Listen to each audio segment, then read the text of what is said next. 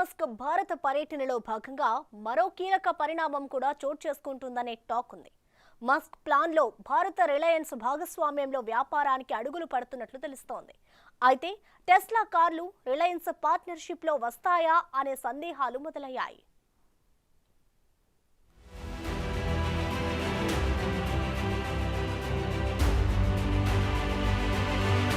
Tesla భారతదేశంలో తన కార్యకలాపాలను స్థాపించడానికి స్థానిక భాగస్వామి కావాలని కోరుతున్నట్లు తెలుస్తోంది. అందులో భాగంగానే ఎలక్ట్రిక్ కార్ల తయారీ సంస్థ రిలయన్స్ ఇండస్ట్రీస్ తో కలిసి దేశంలో తయారీ యూనిట్ను నిర్మించడానికి జాయింట్ వెంచర్ కోసం చర్చలు జరుపుతున్నట్టు సమాచారం ఉంది. అయితే ఇరు కంపెనీల మధ్య దీనిపై ఇంకా చర్చలు ప్రాథమిక దశలోనే ఉన్నట్లు కొన్ని నివేదికలు వెల్లడిస్తున్నాయి. ఏది ఏమైనప్పటికీ టెస్లా యజమాని ఇలాన్ మస్క్ భారత పర్యటనలో రిలయన్స్ అధినేత అంబానీతో కూడా మీట్ అయ్యే అవకాశాలు ఉన్నట్లు అనుకుంటున్నారు. భారత్లో టెస్లా స్థాపన అంశంలో రిలయన్స్ ప్రమేయం ఇంకా చర్చలో ఉండగా ముఖేష్ అంబానీ నేతృత్వంలో ఫ్యాక్టరీ సెటప్ కార్యకలాపాలతో టెస్లాకు మద్దతు కీలక పాత్ర పోషిస్తుందని అంచనా వేస్తున్నారు.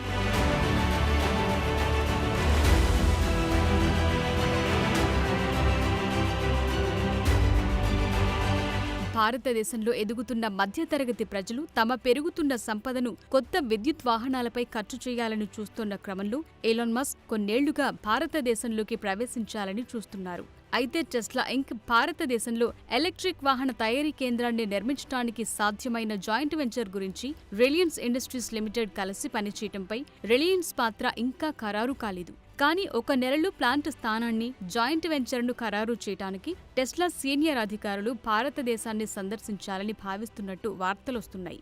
అయితే ఓ రిలయన్స్ ప్రతినిధిని మీడియా వర్గాలు సంప్రదించి నివేదికపై స్పష్టతను కోరగా వివరాలు అందించడానికి నిరాకరించినట్లు తెలుస్తోంది. అలాగే దీనిపై టెస్లా ప్రతినిధులు కూడా వెంటనే స్పందించలేదు. కానీ ఈ మీటింగ్ మాత్రం ఖాయమనే సూచనలున్నాయి.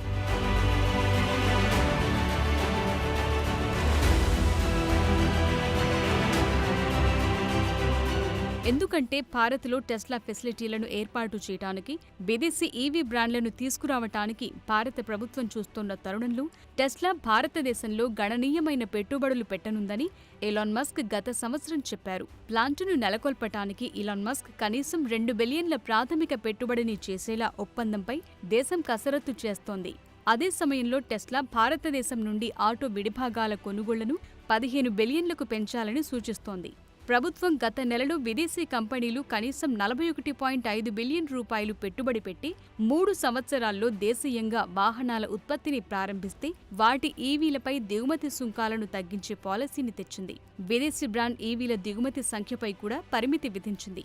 ఈ పరిణామాల మధ్య మస్క్ రాక మీటింగ్ జరిగే అవకాశాలే ఎక్కువగా కనిపిస్తున్నాయి.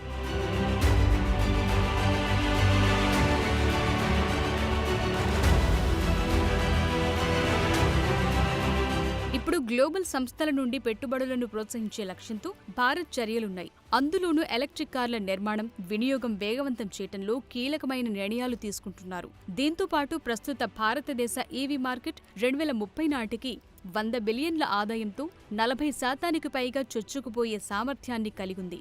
ద్విచక్ర వాహనాలు, 3 చక్రాల విభాగంలో 45% పైగా ఉన్న బలమైన డిమాండ్ ద్వారా ఈ వృద్ధి కొనసాగుతోంది. ఇక 4 చక్రాల కార్ల వ్యాప్తి 20% పైగా పెరుగుతుందని అంచనా వేస్తున్నారు. ఈ క్రమంలో టెస్లా రాక వల్ల భారతదేశం త్వరలో కాంపాక్ట్ ఈవీ మోడళ్ల తయారీ కేంద్రంగా మారుతుందని నిపుణులు భావిస్తున్నారు.